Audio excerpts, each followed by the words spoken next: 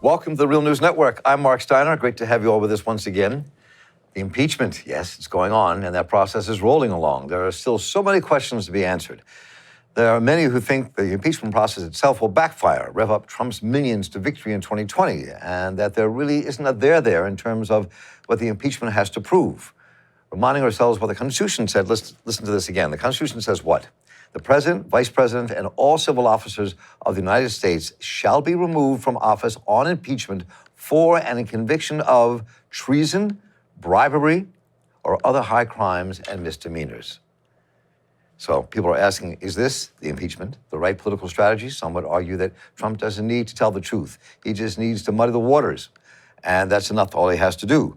Who's up in charge of this? Is it the security apparatus or are progressives calling the shots? Who's calling the shots with this impeachment? How deeply important is that? And it's a war within Congress itself going on. Secretary of State Pompeo now refusing to allow people from the State Department to testify. So where will this take us? Well, our guest often here is Jeet Heer, who's national correspondent for The Nation, joins us once again. And Jeet, welcome. Good to have you with us. Good to be here. So this is really, there's so much here. But let me talk about, first of all, what this means politically in a larger sense from your perspective. There's some tweets that Trump has put out recently about the dangers of bringing us to a civil war and more. And let's read a couple of these tweets that he's had. So if the Democrats are successful in removing the president from office, which they never will be, he says, in paren, it will cause a civil war-like fracture in this nation from which our country will never heal. And he's quoting Pastor Robert Jeffries in that, and he likes that, I'm sure. And then there's this other tweet he mentioned as well. Let's look at these two and talk about what they might mean. So I love this one. So he has this map, and he's got all the places in red that they have the electoral power. Try to impeach this. I won't say what he's probably thinking in his head, but it is what he's going to try to do. He is going to try to muddy the waters, right? Yes. I mean, I think this is, well, first of all, it's the Civil War tweet is almost like a threat. It's like, well, this is a nice little republic you got here. It'd be a shame if anything happened to it. Right. But I mean, the thing to realize is that this Civil War talk did not originate from Trump. It's a long-standing feature of the far right. I think Steve King, the very reactionary white nationalist congressman in Iowa, tweeted once, if there's a civil war coming, we have more bullets. We have like 1 trillion bullets. And I think that it really, the underlying issue here is that there's sort of Trump's base knows that they're a minority. Trump did not win even a plurality of the popular vote. He got less than his opponent. But they feel that this is still their country. They're the real Americans. And the people who don't agree with them are not real Americans. And they're willing to, do the Samson option. Like, if they're deprived of power, they're just going to bring the whole house down. And the other aspect is, it's not so much a civil war is coming. There's a civil war that's already here. Because it's not like we're not living in the 19th century. You're not going to see massed armies gathering together. The modern civil war that one would see in the former Yugoslavia or Syria is, through terrorism and through militia groups and through this kind of social media terrorism where leaders incite their followers, put out hateful messages, and then people go out. And if you really think about it, that's already happening. There's been people who have been moved by the sort of fear of immigrants and the idea that Jews are somehow responsible for the ills, and they've shot up synagogues and killed people. And they've shot up in El Paso a Walmart filled with immigrants. The Civil War is here. The Civil War is here. Well, let me take that a step further. Let's talk about some of the polls that have come out, because I think this talks to the point in some ways. Both in Reuters and The Hill, there were stories put out about this election, and so it may have risen to 45%, but it's 9 points surging against Trump and for impeachment, but the country's really divided on this. I mean, the numbers against it, there are 41, depending on which poll you look at, 41, 43, 45, and in some polls, like Rasmussen, it's up to 51% of the people who are opposed to the impeachment process and impeaching Trump. And then when you have Trump in his Oval Office saying things like this. As you know, and you probably now have figured it out, the statement I made to the president of Ukraine, a good man, a nice man, knew was perfect. It was perfect. But the whistleblower reported a totally different statement, like the statement, it was not even made. I guess statement you could say with call. I made a call. The call was perfect. And so you have Trump saying things like that.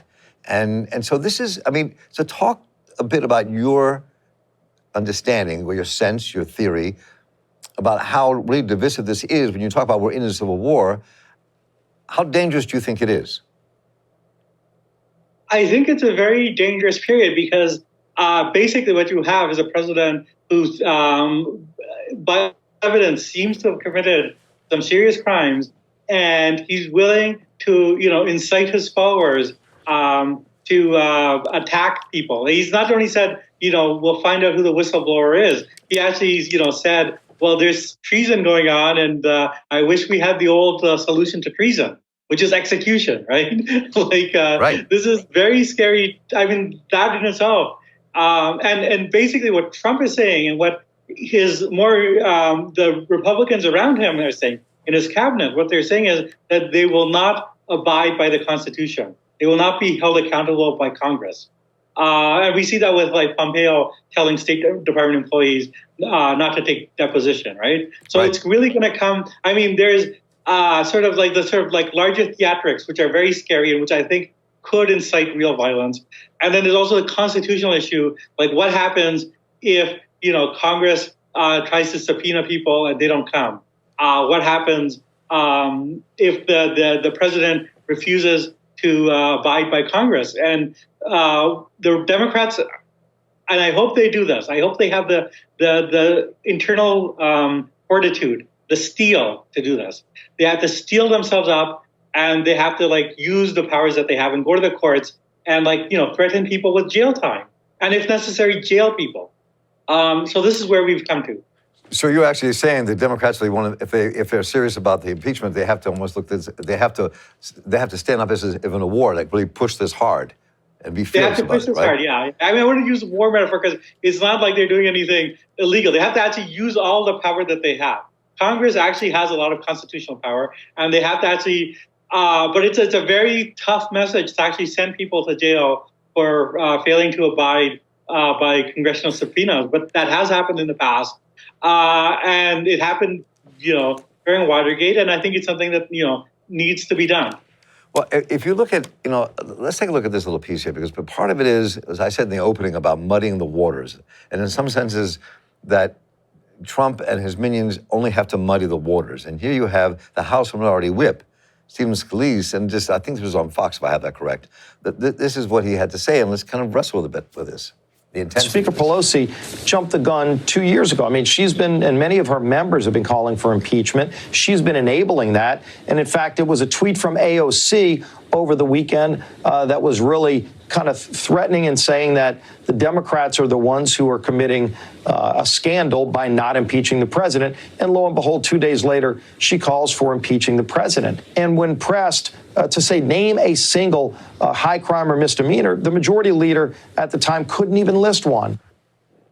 So, how do you? So when you play this game in the press and get people revved up about what they're saying, even if it's not true, like whether it's about what he said or what they said about. Well, I mean, first of all, I think that statement is part of the sort of Trump strategy, which is that he's constantly highlighted people of color as his opposition. He just recently, there was just a tweet, that from his communication director that mentioned Cory Booker and Maxine Waters and Chuck Schumer, a black man, a black woman, and a Jewish guy.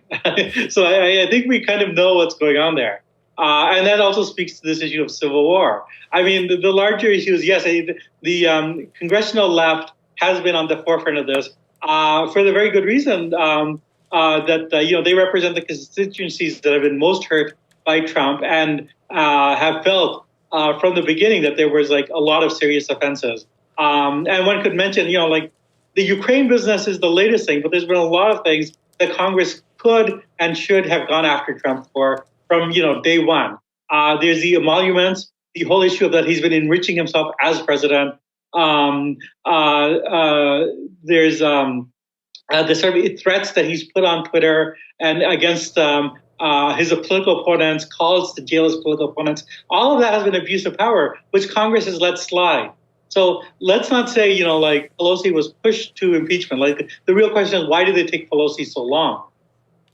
Well, I mean, so let's wrestle with that for a moment. And when you look at what's happening now with Pelosi and this impeachment, you've written about this, as a matter of fact. I mean, this is, people look at this as, and the right wing looks at this as, the deep state going after Trump. And in some senses, it is about people who are concerned about traditional establishment security that are in the process of saying Trump is dangerous to us and to our order. Then you have progressives. Yeah, I think that's right. I think that is what, I mean, you've had a majority within the Democratic Party for a long time that's wanted impeachment. But what finally turned the corner was that in this case, Trump is going after the intelligence community. The whistleblower is a CIA officer, right? And so that has convinced moderate Democrats like Pelosi and like some Democrats that are in traditionally Republican districts that, to go after this. And what they're actually doing now is they're trying to seize control of the narrative. It's a traditional political ploy. Like you see a parade and you go to the front of it and say, I'm leading the parade. And so CNN did this thing over the weekend where they had 4 congresswomen and said, these are the leaders of impeachment. And they were all 4 white women. And the fact is that it has not been, 4 white, moderate Democratic women that have been pushing for impeachment all along. It's been the squad. But I sort of call this stolen valor.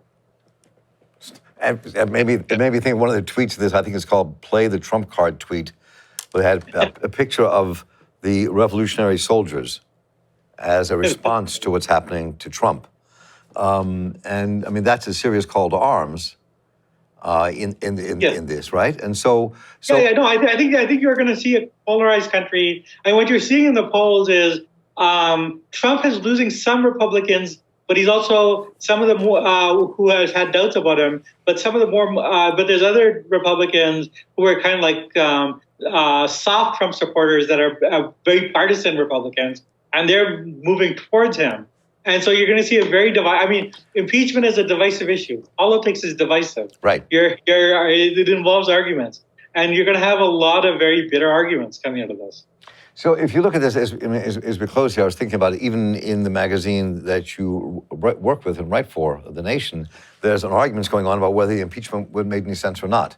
So how do you respond to those who say there is no there enough to make this work in the House? It's only going to die in the Senate anyway. They're not going to find 20 Republicans to complete the trial, to finish the trial and say, yes, Trump, you're guilty. And that this is a failed tactic. And also it's like Russiagate, Ukrainegate, it's all a waste of time. Well, there's a couple of things. One is that already the White House is kind of falling apart over this. Like, you've had a lot of recrimination and a lot of leaks. So I feel like for that reason alone, impeachment is kind of worth it. But if it, like Trump is a dangerous guy who's doing bad things, so the more pressure you put on him, the better. But I mean, even beyond that, I think there's already enough votes in the House for impeachment. They can impeach him tomorrow if they wanted to. And then the question is whether it's a 2-part process: impeachment and removal.